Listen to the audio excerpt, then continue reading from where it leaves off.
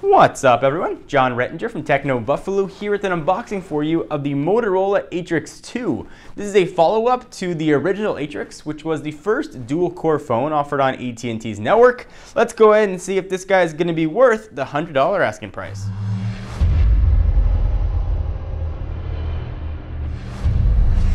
I had a chance to take a look at the Atrix 2 at CTIA and came away relatively impressed in just my few minutes of playing with it. So let's go ahead and take a look at the box. There is the Atrix 2, Smart meets Life, John meets Phone. So there is the device on the front, got all kinds of information on there, and some specs on the back, and of course we'll run through all these in just a minute. But 4G, that's the HSPA Plus variety, capable of 21 megabits per second down, or at least max 21 megabits per second down. It's got a really nice 4.3-inch high-resolution display. Talk about that in a little bit. It grew 0.3 inches over the original Atrix. Dual-core processor, 8-megapixel camera with 1080p video, and of course powered by Android. But enough of me jibber-jabbering. Let's go ahead and open it up. Quick start guide. Awesome. Here is the phone. Texting and driving, it can wait. That is pretty good advice. Push it off to the side. It's missing a battery. See what else we're going to get in the box. And of course, it's capable with the dock accessories as well. We've got a pretty giant Motorola battery. Let's see the size of this guy. It is of size 1735 milliamp hours. This is a pretty powerful battery. Should give you enough juice to easily get through a full day. We've got the charging cable, so that's micro USB to USB, the wall adapter, and of course the back cover, because well, you need a back cover. So I'll push all this off to the side and let's build this phone. And I'll talk about the specs a little bit more as we go through. So rip out the plastic here. And the back does appear to be plastic, similar to the original Atrix, which I'll bring in, make a cameo to its big brother in just a minute. To remove battery door, start some instructions. Battery, meet phone. We're not going to pop a SIM card in there now. Actually, you know what? I will pop a SIM card in there now. I just lied to you. I'm going to go ahead and do that off camera because the phone number's on it. All right, so SIM card is in the phone. Put in the battery. Get the door back on. Boom. We'll peel this off because I know you guys hate that. I will power it on, and we can talk about the specs. Hopefully it's got enough juice. All right. There we go. All right, so letting you know that it is dual core. All right, so this guy is available now for a pretty reasonable $100 on contract. If you want to get it off contract, it's going to cost you $450. Android 2.3 Gingerbread. It's being powered by a TI OMAP 1 gigahertz dual core processor. So that's 1 gigahertz on each core. It's got 1 gig of RAM, 4.3-inch QHD display. If you can get that out of reflection there. Is a really high resolution, a 540 by 960 display.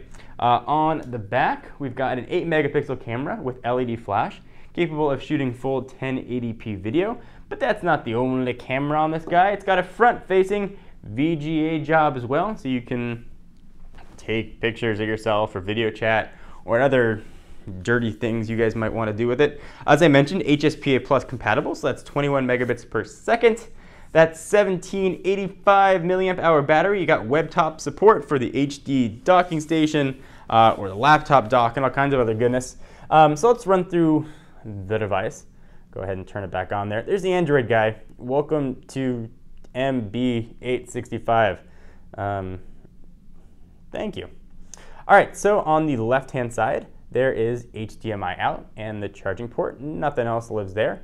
On the right-hand side, you've got a hard button for the camera, and that's a physical button, not actually hard. Although it is hard, it's plastic. A volume rocker up and down, 3.5mm headset jack, and gone is that awfully annoying biometric scanner of the original Matrix 4G. We now have a physical lock and power button.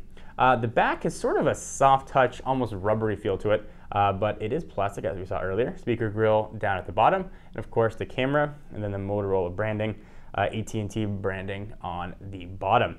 So we mentioned the original Atrix. Let me go ahead and bring that guy in for some comparison purposes. Here's its smaller, younger brother, and some big differences here. So the original Atrix was a pretty powerful phone when it first launched, but one of my big gripes with it was this thing. That is a biometric fingerprint scanner to unlock the phone. It's also a button. I have pretty big thumbs, so I try and push it, I couldn't get it to push. I'd actually stick my finger in to get it to work. So I'm quite happy that Motorola got rid of that guy. You can see the screen size, 4-inch versus 4.3. Go ahead and unlock this one more time. There we go. All right, so I'm gonna go ahead and get into the phone and I'll walk you through it very quickly. All right, so here is that QHD display we just talked about with its 540 by 960 resolution.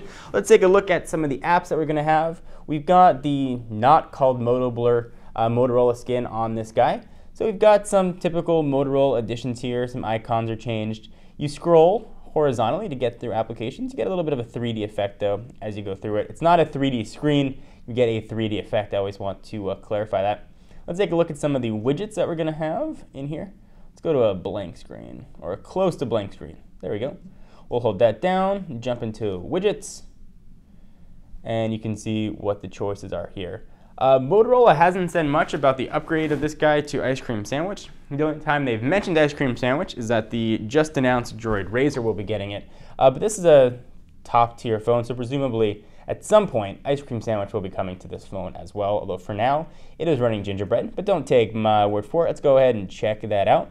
Let's jump into settings. You can find About Phone living down at the bottom. We can see what version of Android we're running here, 2.3.5 with an unknown baseband version. Not gonna be so good to the hackers out there. I'm not sure if the baseband is unlocked on this phone. So let's take a quick look at the web browser. Let's run a quick test, see if I can find the web browser on here. It's always kind of tough. I always set a shortcut to that on my home screen. Browser. There we go. It's AT&T browser. Probably not what we're looking for, but we'll go ahead and launch that guy. Let's try Techno Buffalo. I'm going to try speaking to it, Techno Buffalo.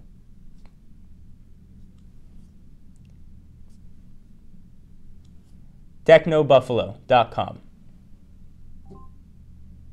Technobuffalo.com. Perfect. We'll go ahead and launch that. And you can see what the screen looks like on a web page. See what scrolling is? Pretty smooth. And you expect that to be as smooth with a gig of RAM and a dual-core processor. Pinch to zoom is pretty quick. We don't have any flash on the mobile version here, but things just load very fast. So I'll cover a lot more about the Atrix 2 in the full review. It looks to be a really well-spec'd option for that $100 price point. So if you're looking for a smartphone or an Android phone and you're a little bit budget conscious but still want top tier specs, it looks like the Atrix 2 is probably going to be a pretty awesome choice for you. And then you also have the laptop dock accessory and the HD dock as well, sort of augment what the device can do. So I'm John Rettinger from Techno Buffalo with an unboxing of the Atrix 2. Be sure to check out Techno Buffalo for all your tech news. I will see you guys in the next video. Bye-bye.